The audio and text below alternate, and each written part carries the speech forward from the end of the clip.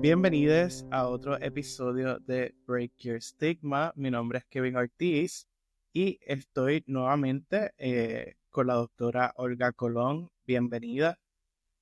Gracias, Kevin.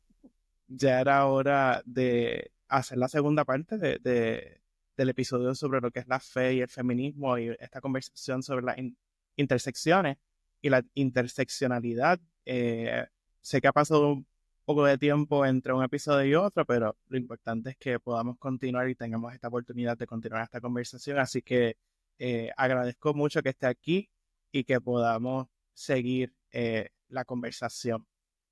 Eh, en el episodio anterior hablamos un poco sobre lo que es la fe, sobre lo que es el feminismo, hablamos de las diferentes teologías, de los movimientos que están eh, dentro de la teología y cómo interseccionan eh, con la sociedad y las intersecciones y las identidades. Y en este episodio, antes de entrar en materia, pues yo le traje a la doctora unos comentarios que recibí e impresiones de la primera parte del episodio que me gustaría, ¿verdad, doctora? Eh, Presentársela y que podamos responder a ella. ¿Estamos de acuerdo? Claro. Vamos para allá. En primer lugar, uno de los comentarios que yo recibí mientras, luego de que se publicara ese primer episodio fue de por qué la doctora Colón hace referencia a la historia del Edén como un mito. Y estaban cuestionándose por qué un mito y no es una historia. Entonces, podría ser la diferencia? ¿Cómo discernir entre lo que es un mito versus qué es una historia dentro de la Biblia? Bueno, la historia tú la tienes que corroborar, ¿verdad? Son datos donde se van creando o se van levantando unas evidencias, unos datos que te pueden constatar, claro. A través de lo que es el estudio, tenemos que ver que la Biblia, como una cosa es la Biblia como palabra de Dios y otra cosa es la Biblia como una compilación de diferentes historias que nos van a llevar hasta, ¿verdad? Porque tiene doble canon. Tiene el canon judío y tiene lo que nosotros llamamos el cristiano, donde van a fusionar una serie de libros enmarcados en el Antiguo Testamento, que todo va a llegar hasta que el verbo se hizo carne, que en este caso es la figura de Jesús, reafirmando, ¿verdad?, de que yo soy el camino, la verdad y la vida. Nadie llega al Padre si no es por mí. Por lo tanto, para el cristianismo, que creemos en la Trinidad, Padre, Hijo y Espíritu Santo, el Espíritu Santo desde el principio de la creación estaba sobre la faz de la tierra, verá, en la bóveda celeste y terrestre, etcétera, siempre ha estado. El Hijo, que es el que entonces dentro del Nuevo Testamento lo vamos a tener, ¿verdad? Que el Verbo se hizo carne y vivió entre nosotros, y obviamente Dios Padre, que Dios Padre es Dios Hijo y Dios Espíritu Santo. Pero hay una historia que nos va a llevar al entendimiento de quién es el Hijo. Y desde el Génesis, que cuando, ¿verdad?, se habla de que en el principio Dios, el Dios creador que nosotros conocimos, creó todo lo que nosotros conocemos y vio que era bueno, ¿verdad? Quizás hay personas que no han comprendido todavía que la Biblia tiene todos los géneros literarios. Todos los géneros literarios que usted pueda conocer, la Biblia los va a reflejar. En el capítulo número, ¿verdad?, los primeros 3 capítulos, pero en el capítulo número 3 va a marcar lo que es la caída y lo que es el pecado. Pues porque de momento te va a ver una serpiente que le va a dar, primero Dios creador le va a dar unas instrucciones a Adán. Pero lo que la gente quizás pierde de perspectiva, que hay 2 historias de la creación en el mismo Génesis. Entonces, va a depender por cuál de las 2 historias yo me voy, ¿verdad? Dentro de la creación del hombre, en una, Dios la sacó de la costilla, lo puso a dormir, nunca vio la creación de la mujer, y en otro lo creó, hombre y mujer los creó simultáneamente, como es lo que se llama el Eser Kenegdo, ayuda mutua, donde yo te complemento como mujer tú me complementas como hombre. Por lo tanto, estamos ahí. Pero cuando se dan las instrucciones, ¿verdad? Que para nosotros y para las personas cristianas es tan fundamental hablar de la caída, es tan fundamental hablar del pecado, hablar de todo ese entramado que entra dentro de lo que es esa relación del ser humano con Dios. Dios le da unas instrucciones, según lo que nosotros nos han enseñado, Dios le da unas instrucciones a Adán.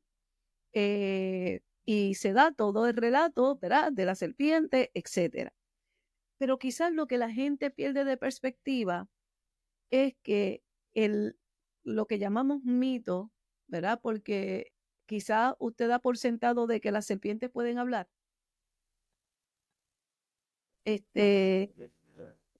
Bueno, tenemos que saber que hay muchas formas de nosotros explicar unas historias para que la gente pueda entender.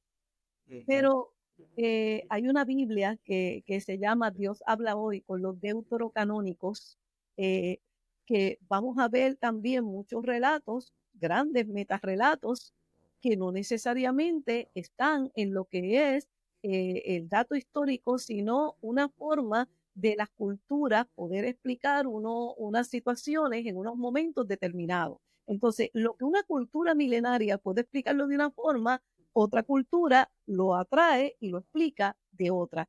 Pero ese libro, ¿verdad? De Dios, digo, esa Biblia, Dios habla hoy con los deuterocanónicos, nos van a dar una idea de lo que yo estoy planteando cuando hablo del mito adámico. Yo quisiera de momento hacer referencia al libro de Ivonne Guevara, Teología a ritmo de mujer, porque ciertamente nos va a presentar una serie, ¿verdad? Desde la mirada de una mujer hasta dónde llega el alcance de ese pecado, y sobre todo porque nos echan la culpa a nosotras las mujeres de todo lo que aconteció. Entonces, de momento, de manera coloquial, uno le dice a otra persona, pero ven acá, yo no fui la que recibí las instrucciones, las recibió Adán, porque Adán no asumió lo que Dios le había dicho, porque no se las dio a Eva.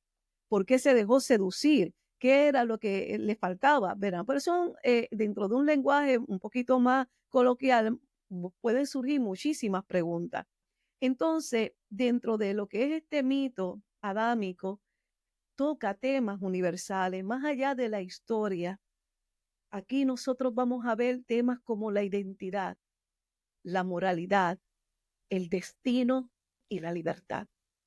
Entonces, nos enfrascamos y nos alarmamos con lo que es una historia, ¿verdad? Y en este momento, un grupo de personas tenemos un challenge bíblico porque la gente generalmente no ha leído la Biblia y Ese es el sabe problema. de historias, pero de forma fragmentada.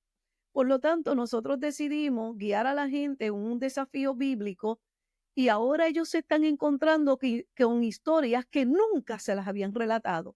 Entonces preguntan, ¿pero cómo que en la tierra habían gigantes? ¿Alguien me puede explicar eso? ¿Cómo es posible que aconteció X, Y relato, pero a mí nunca me lo habían presentado? Nunca se había predicado de esa palabra. Entonces, la Biblia te dice, le tienes que creer de tapa a tapa, pero encierra unas historias que son inverosímiles, porque cosas que tú dices, pero algo tan sencillo que le ha tocado a la gente, pero ¿cómo que hablan? ¿Quiénes son los gigantes? Y la Biblia lo dice que habían gigantes. ¿Quiénes son?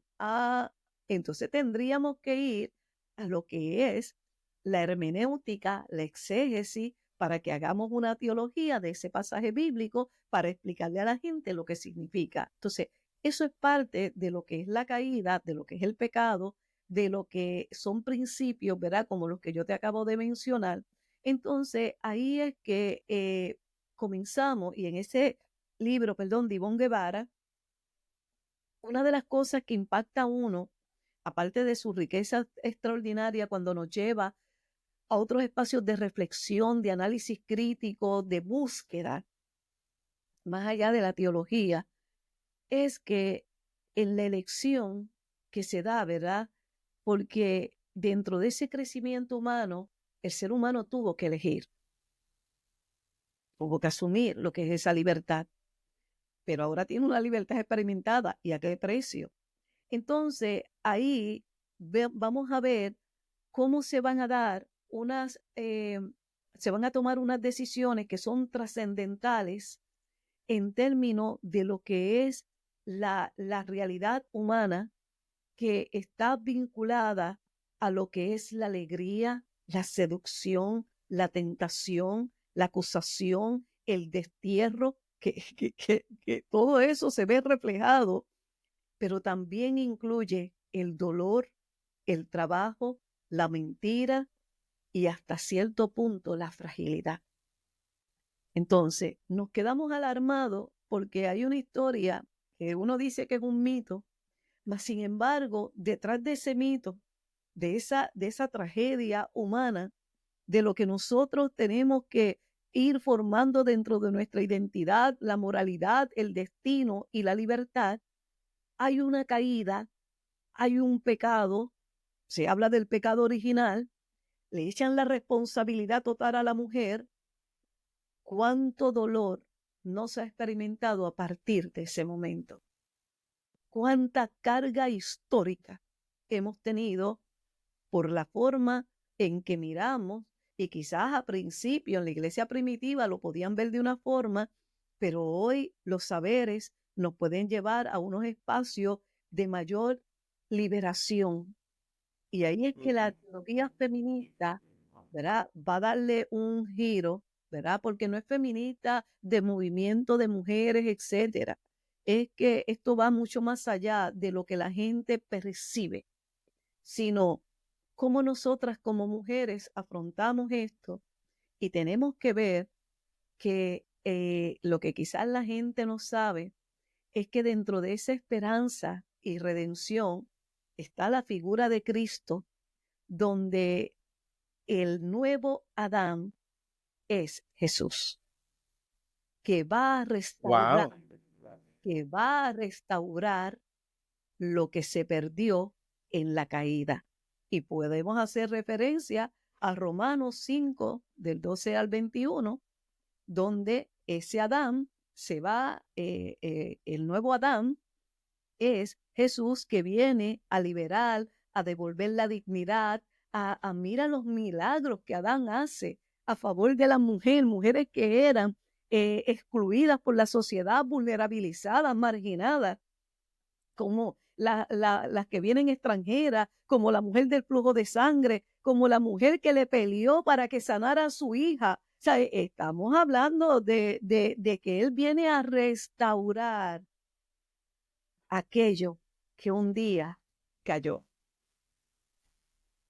Y eso la gente como que de momento no lo entiende, porque generalmente no se vincula. Y por otro lado, tenemos que hablar de que se va a dar una transformación que no es otra cosa que la redención de la humanidad. Caíste, pero ahora llega Jesús. Por lo tanto, tú vas a ver que se va a dar como una conexión, y ahí es que Romanos 5, 12, si me permite leer algo para que la gente vea que lo que dice la palabra, ¿verdad? Claro, claro. Es que 5, 12, 21 comienza diciendo, compara a Adán y a Cristo para explicar cómo el pecado y la muerte entraron en el mundo y cómo Dios abrió camino para escapar de ellos. Entonces, cuando yo veo ¿verdad? Eso comienza hablando y va a seguir, ¿verdad?, hasta el versículo 21. Entonces, si yo digo que entonces el mito adámico, ¿verdad?, ahora viene en Jesús, quien me redimió, quien me transformó, quien me dio libertad, quien me dio una identidad, quien me amó primero, porque así lo siento en medio de todas las desgracias que hemos tenido como mujeres, quien me ubicó en un lugar, porque cada milagro que se vio con Jesús, cada mujer que pudo restaurar, lo que va a hacer es que va a revitalizar, me va a redimir, y todo aquello que que yo he cargado desde acá, el Señor me va a liberar, porque yo también soy parte de la creación, y dijo que también era bueno. Exactamente. Y en ese contexto y en este tema, ¿cómo entonces se podría responder a todas estas personas que de por sí se escandalizaron cuando usted habló de que todos tenemos ideología en el episodio anterior? Y más allá de eso, ¿cómo responde su perspectiva a la teología feminista sobre estos cuestionamientos y señalamientos de que en la religión se subordina a la mujer o a la figura de la mujer? Mira, esto lleva siglos de historia. Eh, Hay tres fuerzas que te comentaba. Una es milenaria, las otras son de siglos, pero una de las primeras fuerzas milenarias es el patriarcado, porque estamos hablando de que una tradición judeocristiana que también va a estar influenciada por los griegos y los romanos, y que va a pasar a través de la historia hasta que llega a lo que es la reforma protestante y la iglesia que llega acá al Nuevo Mundo de Occidente, de la Europa occidental, es la iglesia reformada. Es la iglesia que Calvino, Lutero y otros siglos, o sea, muchos teólogos a lo largo de la historia, ¿verdad? Van a ir aportando. Pero en este espacio, ¿verdad? Basado en tu pregunta, si nosotros tenemos un pensamiento judío, helénico, que va a llegar a lo que nosotros conocemos como el cristianismo, donde va a manejar cómo se entendía el pecado en términos colectivos, pero también corporales, porque aquí es que más adelante, luego va a venir una teología alemana manejada por Kant, por Hegel, por otros tantos filósofos, donde van a ir hablando, ¿verdad?, de lo que es el idealismo y donde van entonces a entrar a otras dimensiones que va a ir allá van a hablar de la ética, ¿verdad? De lo que está más allá, de lo que es la metafísica. Entonces, ¿dónde yo dejo la palabra de Dios? Que no es la teología no es palabra de Dios. La palabra de Dios trasciende los tiempos y el espacio, no la interpretación del ser humano, porque está cruzada por los prejuicios, por los estereotipos, por las ideas concebidas o preconcebidas, por errores de interpretación. Y no es que yo tenga la verdad. ¿Cómo eso se puede enfrentar? A través de lo que es el estudio verdadero, no lo que vengan a decir figura, y más en este tiempo que nosotros vivimos, la era de la posverdad, donde cualquiera que diga algo por las redes, la gente lo da como cierto. Yo no estoy hablando de eso, yo estoy hablando de que la historia se recrea a través de los libros, de cómo se van levantando los datos a través de la educación formal en términos de lo que es la forma en que nosotros nos acercamos, nosotros, no solamente a nosotros mismos, sino a la realidad que nos rodea. Entonces ahí es que se mezclan los saberes, las disciplinas, todo el conocimiento, porque si yo he sido bendecida, claro, mi compromiso es dar por gracia lo que por gracia he recibido y nos mantenemos en la brecha estudiando, preparándonos para poder mantener una teología lo más sana posible. No una basada en la utopía, en los ideales, en cosas que no son tangibles, sino porque la palabra de Dios lo que me está diciendo es otra cosa, es contacto humano, es devolverme la humanidad, como lo hizo Jesús. No hay que responda a las necesidades actuales que tenemos como sociedad. No podemos estar con una perspectiva de antaño o con un ideal que no existe o que no es posible llegar a ello. Porque he visto personalmente mucho esa perspectiva de tener este ideal que es inalcanzable. Y eso lleva mucho al detrimento emocional, a frustraciones, al odio y a los prejuicios. Claro, porque está mezclada la subjetividad. Mira, a medida que el cristianismo se iba expandiendo, porque se inició, ¿verdad?, como una secta en el primer siglo, pero a medida que se fue expandiendo, gracias a Pablo, a Pedro, a todos los apóstoles que siguieron, a mujeres ricas que se encontraban en el camino y le financiaban sus ministerios y le daban sus casas, porque no había el concepto de iglesia que nosotros conocemos. Le daban sus casas porque eran ricas para que ellos siguieran divulgando y le daban alimento, le daban lo que ellos necesitaban para que siguieran propagando la palabra de Dios y fundaran y todo lo que nosotros conocimos o conocemos dentro de ese cristianismo primitivo. Pero con el surgimiento, ¿verdad?, del cristianismo, también van a surgir unos padres de la iglesia, que en este caso, ¿verdad?, yo estoy hablando de San Agustín de Hipona, yo estoy hablando de grandes padres que fueron articulando lo que es el cristianismo, cómo lo fueron interpretando, cómo lo fueron, ¿verdad?, divulgando a lo largo de los siglos. Y ellos desarrollaron en el camino también una serie de conceptos de concupiscencia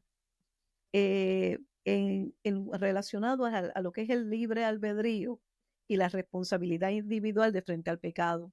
Mira, San Agustín era uno que decía que las mujeres no eran humanas.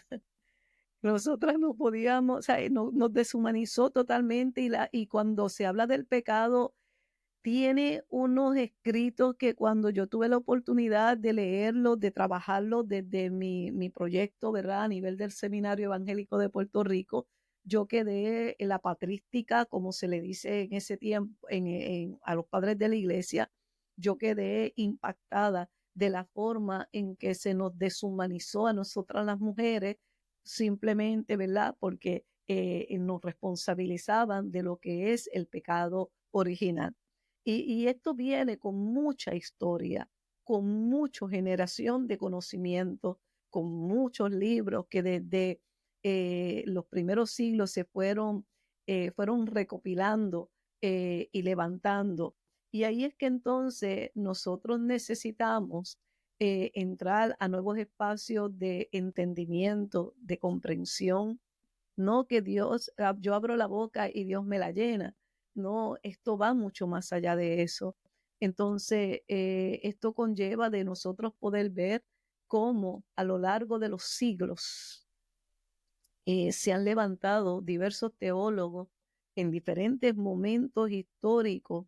Y ahí es que entonces, o hasta el día de hoy, ¿verdad?, como dice mi profesor, que habla del algoritmo humanista, que me permita a mí no ser un mero pretexto de la historia, sino de que miremos a este ser humano. Y aquí es que viene la parte de la colonización, porque pensamos y hasta romantizamos cuando Colón llegó con las carabelas y todo, Horrible, pero nada de eso, horrible. porque si leemos los escritos de Bartolomé de las Casas, todo lo que acontecía, eso es una cosa, pero un genocidio increíble. Y sobre todo, cómo los trataban como no humanos, cuando ellos tenían culturas milenarias, porque el que me venga a decir que los incas, que los aztecas, que los mayas no tenían cultura, pero ese cristianismo reformado que llegó fue aplanador. Entonces, todo ese tipo de historia que no es que me la contaron, no es que yo me inspiré, es que tenemos que ir a ver, y claro está, hay que discernir, entonces nos puede llevar a otros niveles de entendimiento sin tener que alarmarnos, porque esto no se trata de alarmarnos. Al final, lo que queremos es vivir en paz, es vivir en solidaridad, es integrar los valores del reino en amor, en servicio, en justicia, en respeto, en bondad, en mansedumbre. Es seguir, ¿verdad?, lo que dice Gálatas 5, y que yo no tenga que ir sobre el cuerpo de nadie para decir si usted va a alcanzar la salvación o no, porque no es la cuestión corporal. Y no es cuestión de que usted me lea ni Levítico ni nada de esas cosas. Es una cuestión de cómo Jesús llegó para redimirme y para darme una nueva vida, una nueva identidad, una nueva libertad por todo el peso que a lo largo de los siglos se había caído sobre aquellos más vulnerabilizados. ¿Qué fue lo que él hizo? Y si no quieren entenderlo, pues que lean el juicio, ¿verdad?, que vayan a Mateo y lean el juicio de las naciones. O si quieren conocer un poquito sobre las bienaventuranzas para que puedan entender a qué Dios nos está llamando, aquellos que hemos decidido seguirlo. Así que es una invitación a mirar más allá de los constructos que hay, porque todo lo que estamos consumiendo o que generalmente se consume y se percibe de la iglesia o de las iglesias, como hablamos en el episodio anterior, es basado en la construcción. O sea, la información es de quien venga. Y eso puede servir para informar o para desinformar, que más adelante haré un episodio hablando sobre eso, de la desinformación. Pero podemos ver cómo esa parte de mantener esos constructos que no responden a nuestra realidad están llegando en este momento, en esta hora, afectando la vida de miles y millones de personas. Millones de personas. Históricamente ha sido así, Kevin. Históricamente ha sido así. ¿Sabes? Pensemos en la Santa Inquisición como la gente le habla. La teocracia que ha estado acompañando al ser humano a lo largo de los siglos, desde diferentes espacios. La teocracia, como nosotros lo podemos ver en este momento con todo lo que se está proponiendo, como vemos políticas que van dirigidas, ¿verdad?, a hablar y a interpretar a Dios, ¿verdad? Yo puedo ver que a través del Antiguo Testamento vemos un Dios que es un Dios bastante sangriento, es un Dios que cuando elimina al pueblo, pero hay una historia que la gente pierde de perspectiva, que no tiene que ver con el cuerpo, tiene que ver con el éxodo, y es la ley de Moisés. Lo que cuando Dios le da a Moisés y lo lleva para la tierra, ¿verdad? Pero estuvo 40 años dando vueltas buscando lo que pudo haber resuelto en poco tiempo. Pero le dice, extranjero fuiste, ¿sabe? Trata el extranjero con amor, porque ese pueblo fue un pueblo extranjero que Dios le prometió una tierra, le prometió una tierra que vivió tantas experiencias, que hoy también, ¿verdad? El Dios que nosotros conocemos a través del Nuevo Testamento también nos ofrece una tierra nueva, nos ofrece su reino de Dios. Pero ¿qué características tiene el reino de Dios? El que yo mire tu cuerpo, Kevin, y te lleve una y mil veces a la cruz, pues yo pensar que esa cruz que está vacía simboliza mi esperanza, mi fe, mi redención, mi vida, que algún día, ¿verdad? En vez de una cruz, como dice una alabanza que nosotros interpretamos en Semana Santa, y algún día en vez de una cruz, mi corona, Señor, tú me darás. La corona de la vida, donde ya no hay enfermedad, donde no hay diferencia, donde no importa si son blancos, negros, amarillos, azules, lo que sea, donde no me importa quién tú eres, porque todos estamos unidos en lo que es el amor, el respeto, la mansedumbre, en lo que Dios, ¿sabe? Disfrutar de la creación de Dios. O tienen que volver a leer Apocalipsis en vez de leer más Génesis, que lean Apocalipsis, vayan al capítulo 21, después que lo lean todo, para que vean cómo se refleja la esperanza que nos lleva nuevamente al comienzo. Entonces, ¿qué falta? ¿Por qué se ha levantado tanto odio para hablar de un Dios que me dice la palabra? Dios es amor. No es el amor de Dios. No, no, no, no. Dios es amor. Es un atributo de Dios el amor. Entonces la gente lo lleva al amor romántico, al amor eros. No estamos hablando del amor ágape, donde todos y todas y todes estamos invitados a participar de la mesa. No, y cuando usted estaba hablando de Apocalipsis, yo recuerdo cuando estaba creciendo y yo estaba en la iglesia, un libro que a mí me interesaba muchísimo era el Apocalipsis, por todas estas profecías y todas estas imágenes que presenta, pero al final dice, cuando se encuentra la iglesia, el pueblo de Dios, con él en el cielo, dice gente de toda raza, lengua y nación. Y eso a mí nunca se me ha ido de la mente porque ¿Qué es lo que va a prevalecer? El amor. el amor. Y siempre me estuvo eso en mente porque yo decía como que no son unos escogidos, es gente de todos lados, de Claro, todas características. Calvino decía que salvo siempre salvo, por lo tanto, si tú no entraste en ese primer grupo, tú tienes que luchar por tu salvación. Ese era Calvino, que también viene a traer ese pensamiento acá. Por eso la gente se tiene que, oh Dios mío, espérate, ¿qué hago? No puedo perder la salvación, no puedo hacer esto. No, no, no, no, no, hay que cogerlo con calma. O sea, hay que ver verdaderamente qué es lo que encierran cada esos pensamientos y cómo la gente lo ha apalabrado, lo ha articulado teológicamente para buscar sus adeptos y constituir iglesias con diferentes formas de relacionarse. Pero hay cosas y hay cosas, ¿verdad? Que entonces yo no puedo vivir en esa tensión, yo no quiero vivir en esa tensión. Nadie puede, no se puede. O sea, Es ahora horrible. mismo hay personas sufriendo. Por ejemplo, todo lo que está pasando en Estados Unidos, o sea, que es un ejemplo que tenemos bien cerca, todo lo que se está viviendo con personas inmigrantes, personas de la comunidad LGBT, mujeres, personas FEM, todo en nombre de Dios, porque esa gente al final del día usan el nombre de Dios para todo lo que hacen. Vamos a hablar de eso. Vamos a dejar a Dios un poquito al lado. Y vamos a hablar de lo que mi profesor Oscar García Johnson, un teólogo, pastor de la Iglesia Bautista, profesor, una persona que ha publicado muchísimo, bueno, que ha estudiado, pero vamos a hablar un poquito de eso. Mira, hay algo que nosotros, te decía, hay tres poderes muy fuertes: patriarcado, colonización y capitalismo.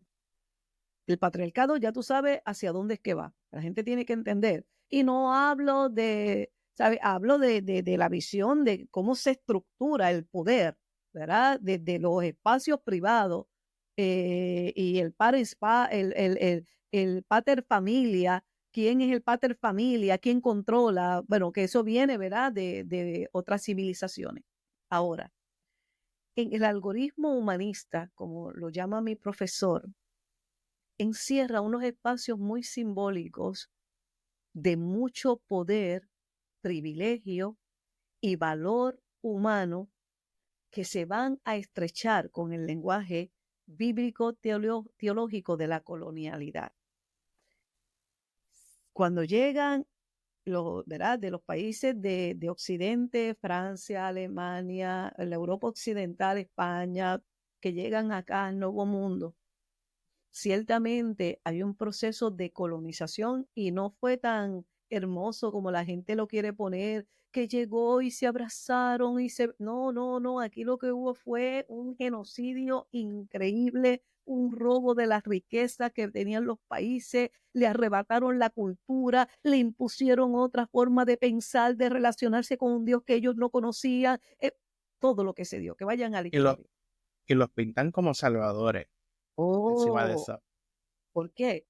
Porque dentro de ese algoritmo humanista y sobre todo en la modernidad, vamos entonces a trabajar unos metarrelatos que se convierten en unos mitos finalmente, pero unos metarrelatos que van a decirte quién es el ser humano ejemplar, que representa el poder, el privilegio y la libertad. Y lo hacen en la modernidad con base en 14 categorías. Y la gente dirá, ¿pero de qué está hablando?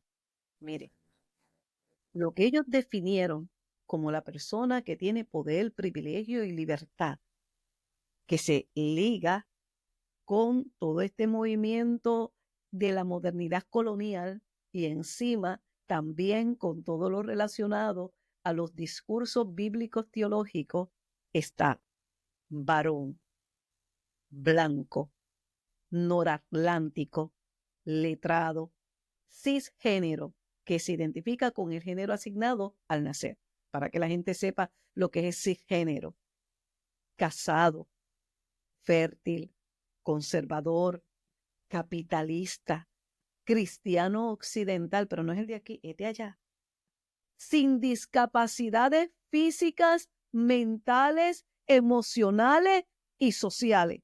Así que tú que vienes del sector de la salud, dame datos de cómo está el problema de salud mental, cómo están las discapacidades, cómo están las situaciones con las discapacidades físicas, mentales, sociales, todo. Vamos a ver cuántos se van a descartar. Adultos. Media humanidad. Se va todo el mundo. Adultos, porque ni los jóvenes entran ni los viejos, porque no son adultos mayores ni nada. Por eso la cuestión del edadismo, ¿verdad? Productivo laboralmente y documentado. Y uno dice, y estas 14 categorías del individuo moderno, mira, eso viene de la modernidad. Después de vivir el oscurantismo, que llegó los diferentes periodos, ¿verdad? Y comenzamos a vivir una nueva etapa en la humanidad. Pues desde ese momento se establecieron esas 14 categorías. Kevin, nosotros ya no estamos, desaparecimos ahí. Sí, hace rato. Podríamos tener una o dos, pero la mayor parte nosotros no cumplimos con eso. Entonces, cuando tú ves todo el sufrimiento humano que hay con las personas que no son cisgénero, ¿sabes? Que se asumen de otra forma, con otra identidad, con otra orientación. Cuando vemos a las personas sin que nadie es ilegal, ¿verdad? No tienen un proceso, ahí se me escapó la palabra, migratorio. Migratorio definido es la palabra como se dice, porque en Dios no hay frontera, no debe haber fronteras, tú sabes, esta tierra fue creada para que todo el mundo la habitara y Dios vio que era bueno y se la dio al hombre desde la creación, se la dio al ser humano para que fuera mayordomo y mira lo que nosotros hemos hecho con la obra que Dios hizo y dijo que era bueno. Por eso es que nos van a tener que llevar a juicio en algún momento, a bueno, a justo y a injusto, ¿verdad?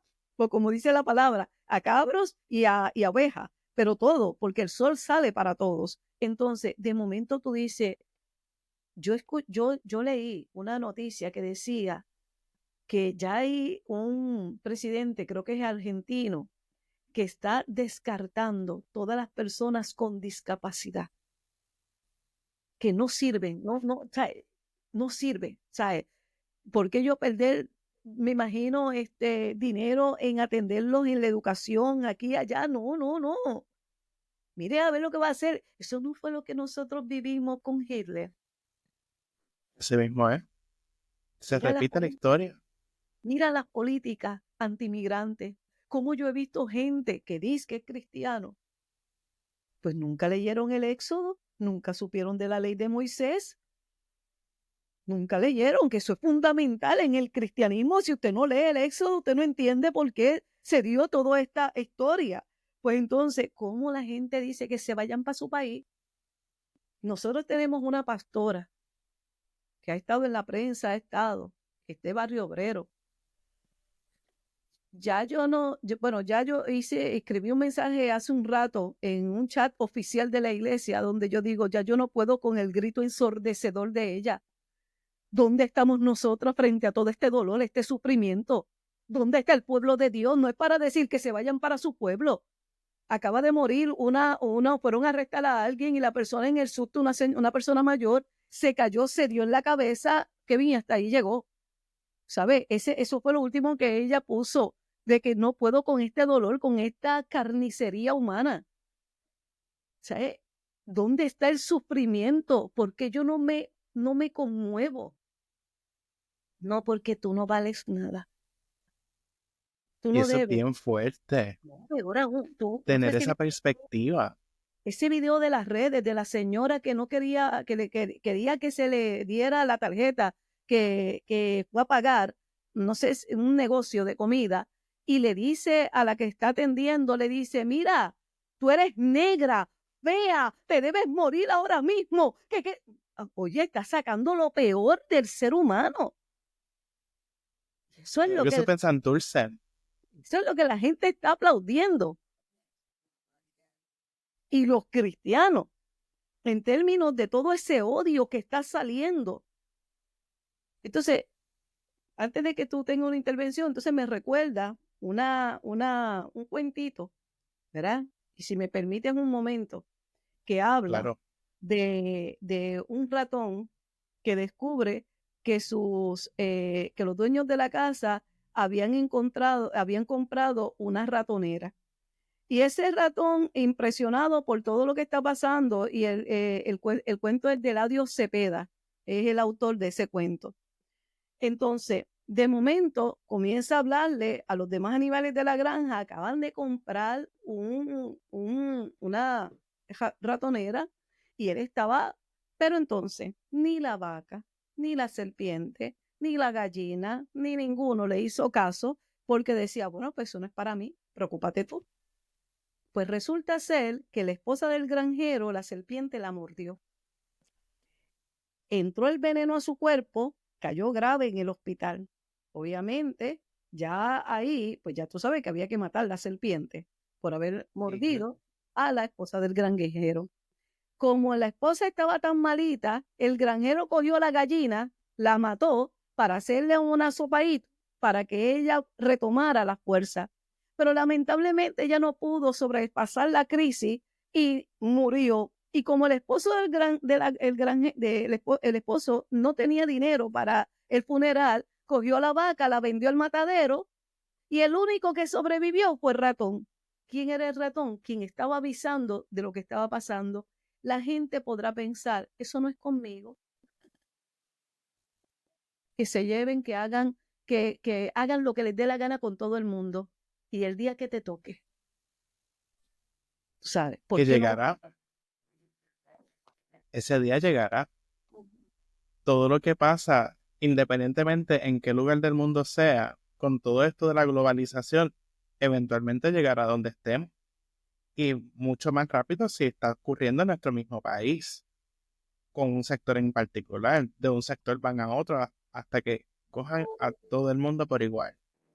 Así es, Kevin. Entonces nosotros nos alarmamos y decimos, pero ¿cómo? Como una persona que viene de la iglesia. Yo no estoy hablando a nombre de la iglesia, yo estoy hablando por Olga Colón, una mujer que se ha formado, que aunque sí ejerce, ¿verdad? Un papel ministerial, yo me sigo formando. ¿Por qué? Porque yo quiero vivir otro tipo de cristianismo, más de respeto, de coinonía, más responsiva a los valores del reino. Entonces, que yo no, espérate, ¿y de dónde tú vienes formada? Que si el pecado aquí y allá, hermano, yo creo en la redención, y yo creo que lo más probable, Dios va a permitir que yo viva unas cosas, no para que otro aprenda, sino para que yo siga formándome, porque muchas veces nosotros juzgamos, levantamos este dedo y cuatro están mirando para nuestro lado, tú sabes, decimos usted, y yo. Entonces, yo pienso que en un ministerio de reconciliación, el Espíritu de Dios tú no lo puedes coartar, tú no lo puedes coaccionar, tú tienes el Espíritu de Dios da vida, y donde está el Espíritu hay vida, donde está el Espíritu hay amor, donde está el Espíritu hay respeto, pero si tú lo vas a contestar por tus creencias, vamos a tener problemas en comunicarnos. Entonces, quizás ahí es que quiero entrar a lo que es la teología y la palabra de Dios. Porque como yo sé que hay personas ¿verdad? Que están hablando, mira, en lo que es la posverdad, la gente no está leyendo. La gente está más dependiente de lo que es el celular y de los pequeños mensajes que puedan lanzar, y ya lo dan como la gran verdad. Pero vemos otros que sabemos diferenciar entre lo que es una opinión, lo que son comentarios, inferencias, etcétera, y nos tenemos que ir a otros espacios de aprendizaje para poder comprender de qué estamos hablando. Entonces, hay un teólogo llamado Karl Barth que escribe la introducción de la teología evangélica, y él hace una distinción muy clara entre lo que es teología y palabra de Dios, y establece en esa diferencia fundamental que la teología es una empresa humana que busca comprender a Dios a través del estudio sistemático y racional.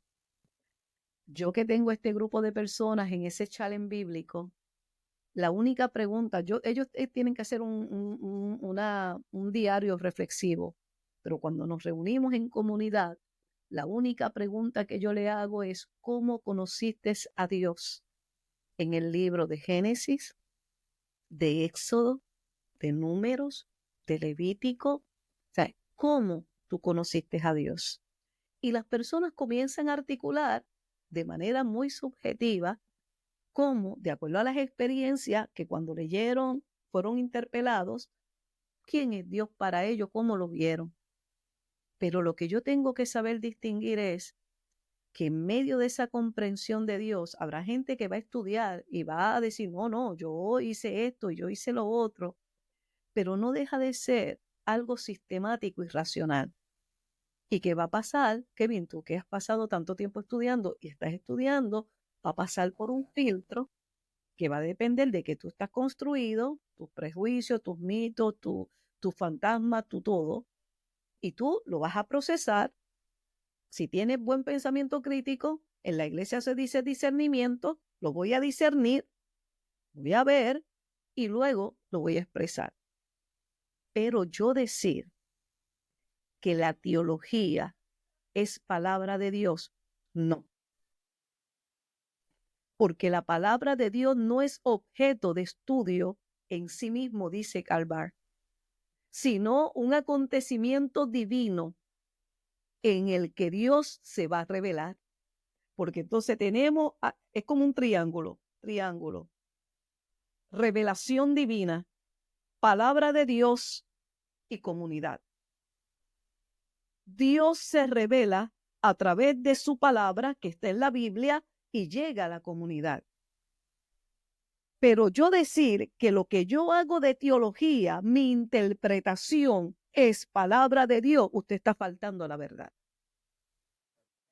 Y hay mucha gente así hoy día. Y alimentan esos prejuicios, ese discrimen, ese odio, porque al final del día se vuelve odio y se transforma en violencia a lo último. Y Y tenemos eso, todo lo que estamos viendo. y eso mismo te iba a decir, escucha lo que la gente dice. Yo digo, yo no puedo competir en esa liga, yo no puedo. Pero tú estás dando por, ¿sabes? Tú te dejaste vencer, no, porque mi lucha es otra. Entonces, mi lucha va a ser desde otros espacios, va a ser otra. Yo no puedo no puedo competir, no puedo desde, aún siendo yo una profesora universitaria de sobre 30 años de experiencia, no, ¿sabe? Si están dispuestos, podemos constituirnos en una comunidad de aprendizaje, pero si usted no está dispuesto a aprender, hasta ahí, ¿sabe? Yo puedo llevar la cabra al río, pero yo no puedo obligar la cabra a tomar. Así ¿Sí? mismo es. Que de ¿Tú has eso se visto trata todo en todo? esta vida. Entonces, ahí es que siendo ese acto, ¿verdad?, tan trascendental en medio de lo que nosotros vivimos, de esa palabra revelada, la gente entonces lo mezcla, ¿verdad?, haciendo esa distinción, lo mezcla con la ética cristiana. Entonces, lo que la gente no sabe es que la ética cristiana está más bien vinculado, que se comienza a ver más de lleno con el idealismo de Immanuel Kant, el kantianismo, Hegel, grandes filósofos alemanes que retoman lo que ya Platón estaba diciendo dentro de que había una cosa es el espíritu y otra cosa es la cuestión dual, cuerpo-espíritu, y el cuerpo se separa del espíritu, etcétera. Entonces, toda esa influencia va a llegar. Entonces, nosotros pensamos en la ética como si fuera es una utopía. Entonces empezamos a articular lo que es la ética, qué es lo bueno, qué es lo malo, que trasciende mucho más allá de eso. Entonces ahí es que venimos y vamos a llegar a aterrizar en la ética corporal. Y ahí montamos unos discursos violentos porque es una ética corporal, pero no una ética de entender el sufrimiento que es tan fundamental en la Biblia, de entender quiénes son los que sufren, quiénes son las personas vulnerabilizadas, a quién Jesús vino a sanar, a levantar, a redimir, a transformar. Nos olvidamos de eso. Entonces, pues, ahí es que uno dice, wow, hay diferentes ángulos dentro de esa ética cristiana y dentro de lo que es hacer teología versus la palabra de Dios. Y en esa amalgama, ¿verdad? De formas de acercarnos, de interpretar, de conocer, se une también la cultura, la antropología, la psicología, toda la biología, los saberes, y empiezan a trabajar muchas cosas y eso es parte de todo lo que estamos viviendo hoy. Así mismo, hay que se intersecciona todo, Todo, se une. todo. Y ahí es que vemos todas las diferentes perspectivas, vemos eso, la manera en que diferentes personas entienden cómo se posicionan, cómo se proyectan, qué valores promueven y qué otros no. Por eso Pero es que esas hay tanta personas tienen historia. fragmentación. Sí, pero esas personas tienen historia, esas personas tienen conocimiento, han sido influenciados por una cultura, por una forma de dar lectura a la realidad, de interpretarla, basado en lo que no se quiere aceptar, que todos tenemos prejuicios, pero hay unos que están más agudos que otros los enfrentamos, conocemos, porque lo que yo no conozco me da miedo y no puedo articularlo. Por lo tanto, la única manera que yo tengo para comprender algo, un fenómeno, es estudiándolo, es analizándolo, es buscando, ¿sabe? La forma, darle la vuelta para poder salir de lo que, de la crisis, ¿verdad? Que me puede generar. Pero seguimos hablando de seres humanos que sienten, que sufren, que han vivido unas experiencias traumáticas. Entonces tenemos una sociedad tan selectiva, tan difícil. Entonces nos olvidamos del sufrimiento humano, que yo sé que Dios no puede. El sufrimiento humano por ser humano nos va a acompañar toda la vida, pero hay un Dios en el que yo profeso, al que yo le sirvo, al que cada día mi amor por Él aumenta más, que entonces es el que me impulsa a compartir un espacio tan maravilloso como este contigo, a trabajarlo desde los espacios donde me muevo, desde la iglesia, donde estoy, desde los diálogos, porque esto debe ser invitación a diálogos para deconstruir y volver a construir, a enfrentar todas esas caricaturas que nos están deformando, porque de momento trabajamos tantas imágenes y caricaturizamos y ponemos, y así el lobo aquí y allá, desvirtuando y deshumanizando a otro ser humano. Y la maldad, yo sé que existe, claro, yo sé que existe. Pero la maldad la vamos a enfrentar como debe ser. Pero lo que no podemos hacer es destruir a otros seres humanos porque son diferentes. Porque la diferencia, como te dije la primera vez, no es el problema. Nosotros vivimos desde esa diversidad. Lo que constituye un verdadero problema son los prejuicios, los estereotipos, el discrimen, que es producto de una formación cultural, social, donde aquellos que han tenido el privilegio y el poder han articulado en el patrón colonial del poder hasta llegar a cruzar mi cuerpo, a herirme casi de muerte, porque yo soy diferente. Y eso es lo que no podemos. ¿Cómo lo podemos atacar? Que fue tu pregunta al principio. Con espacios de educación, de formación, de nuevas lecturas, de nuevos diálogos, para que la gente aflore. ¿Por qué tú entiendes que esto no debe ser así? Y poder llevar, subir a la gente de un nivel de lo que es el saber cotidiano, poderlo elevar, no a lo que es el saber científico, todavía más allá hay algo que trasciende para que entonces nosotros podamos alcanzar la plenitud el amor, la coinonía, los valores del reino.